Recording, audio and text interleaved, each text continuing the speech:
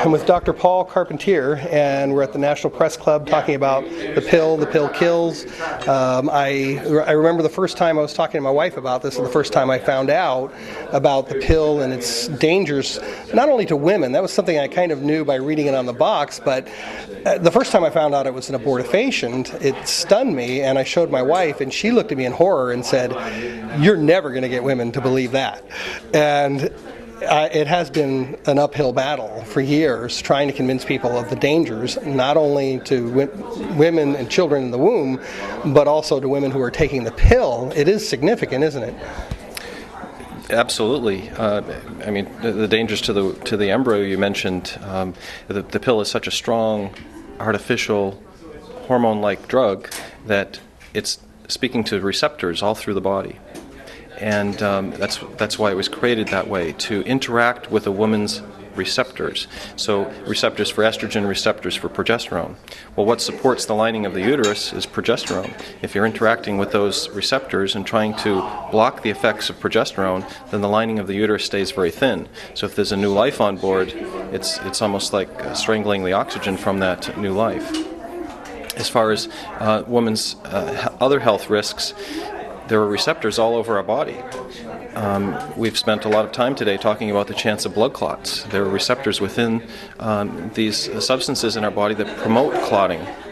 And so that's why American Airlines cautions us that flying when you're on the birth control pill is a risk. The brain has estrogen and progesterone receptors. So that's why we see many women that are on the birth control pill have migraine headaches, have depression, decreased libido, just an ill effect, sometimes not sleeping well.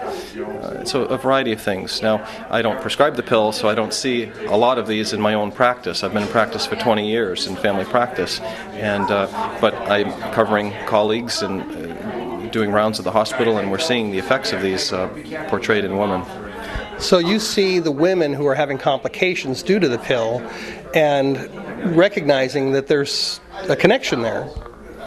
Certainly. I mean, that's well documented. It's in the periodicals that describe how the pill works, and it's in the package inserts for the birth control pill. There's no surprise about that.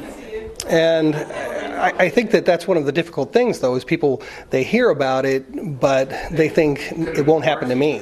And I think that's often the circumstance. I mean, obviously millions of women are taking the pill, and they're obviously taking that chance of it won't happen to me.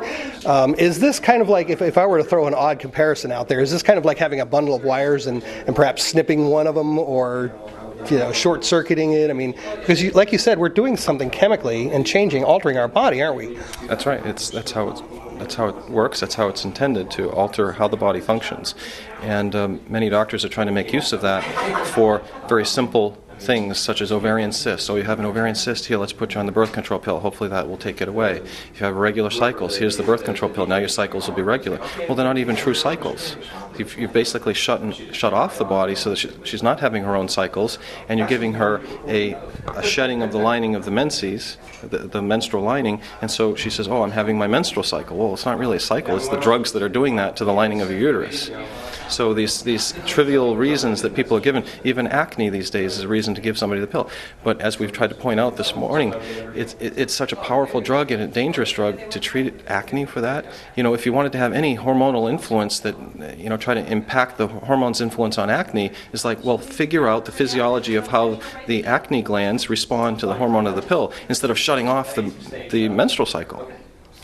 Well, I think these dangers that you're talking about are so significant, and I know you say that they're well documented, but I don't think people really know, and I think that it's something that's not discussed enough, and especially in our schools, sex education is discussed, not problems with the pills and condoms and everything else. Do you know of any effort where it's trying to counter that, and maybe actual education on these things is being brought to the schools? Well, I've been thinking about this, preparing for this press conference, and we fault the doctors for not describing it to the patients as they're giving them the pill, but maybe it's more of the fault of doctors that understand the dangers of the pill, and they've been silent over these years.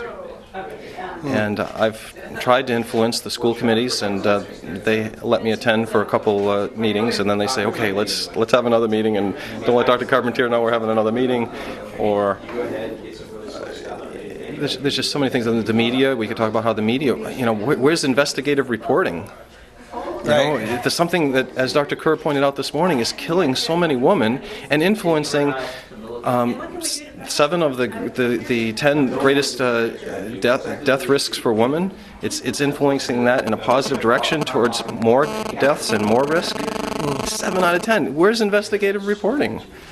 Yeah, well, that's a really good point. And for those of you watching this, obviously, it's not like you turn on the TV anytime and see any report about this. It's not like there's articles written all over the place about this. But the information is there. We just have to find it. Do you know where people can find more information about this? Well, the site that comes to my mind is One More Soul. One More Soul is a site that gathers all kinds of tools and resources, whether it's an audio tape or a DVD or a book that you'd like to read on these topics. You can find that there at One More Soul, which is sort of shortened on their website, www.omsoul.com. And you'll also find links there to other places, such as the Pope Paul VI Institute, where they developed NAPRO technology, which is the flip side of this, 180 degrees. It's healing the underlying problems in a woman's body instead of suppressing it with the birth control pill. And in the process of suppressing it, you're subjecting the woman to all of these risks. In the process of healing it, you're decreasing her risks in the future. Risk for breast cancer, endometrial cancer, depression, loss of libido, blood clots, and so on. You're decreasing the chance of that. You're helping her body function better. Well, I guess to wrap it up, we talk about the woman, and of course we're talking about the pill kills the woman. What about the man in this? Shouldn't the man care about his wife, about his girlfriend? Men typically, a lot of them don't want to have the child, so they look at the birth control pill as a solution. But is it really? And how should the man think about the pill? That's a great question, and that's probably the subject of future conferences, because it is so important. If you interview men, and it's been done in 2 different studies, one in Missouri and one in Utah, and you talk about the principles involved in natural family planning, they all know about the birth control pill, and maybe not in depth that we would like them to know, but they know how it works, that suppresses the woman's system. But if you tell them what natural family planning involves, if you ask them, are you interested in something that would require a week of abstinence every cycle, you'd think that they would say no. Most people would say, oh no, the men aren't going to be interested in that. 87% of them are interested in it. Wow. They're interested, as you say, in protecting my wife from these things. Why should she need to do that for our future planning and perspective of how our family should play out? Why should she put herself at risk? I'm her husband. I should not put my wife at risk. I agree. Well, thank you, Dr. Carpentier. Appreciate you taking the time to speak with us. And for you folks out there watching this, obviously it's something that you should research. For you women, don't just pop the pills and think that everything's going to be okay. For you guys, research it and find out what your girlfriends and your wives are getting involved in. These are important issues that affect us health-wise. A lot of people are injured and killed by the pill. We need to do all we can to understand more about this. Thanks again. Thank you.